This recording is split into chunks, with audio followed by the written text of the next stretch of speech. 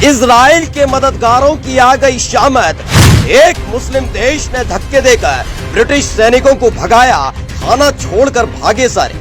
फिलिस्तीन के खिलाफ आवाज उठा रहे थे, गाजा पट्टी में ऊधम काट रहे थे। अब मुस्लिम देश ने उठा लिया ऐसा कदम, सदमे में ब्रिटेन। इजराइल को हथियार भेजने पर अब ब्रिटेन ने भी पीटा माथा।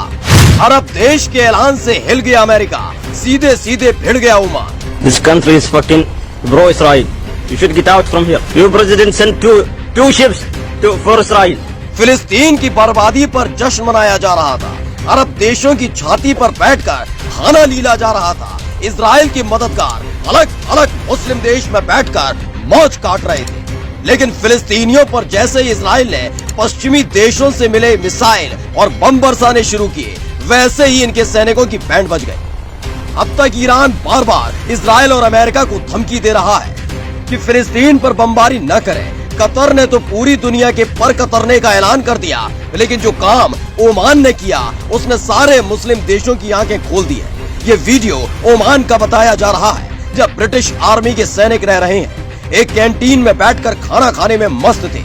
तभी ओमान की सेना के जवान ने सारे के सारे ब्रिटिश आर्मी के अफसरों की बैंड बजा दी। वो खाना खाते उससे पहले ही जमकर रताड़ लगाई। This country is fucking bro Israel.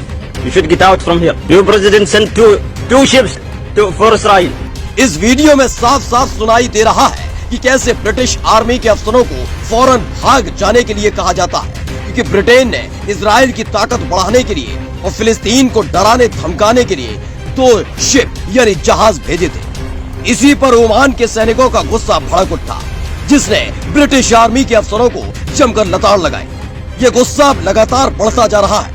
वजह ये कि जो पश्चिम देश मुस्लिम देशों में बैठकर खुद की खुदाई का राग अलापते रहे, वो ही देश मुस्लिम देशों पर बरप रहे कहर पर मौज भी उड़ा रहे। इजराइल के मुद्दे पर जरूर अमेरिका खुद को दुनिया का मसीहा बताने में जुटा हो, लेकिन अब हालात ऐसे हो गए हैं कि इजराइल के साथ साथ अमेरिका के खिलाफ भी अरब देश एकजुट हो चुके हैं। वहीं इजराइल अब चारों तरफ से घिर चुका है। Special desk the Kantap.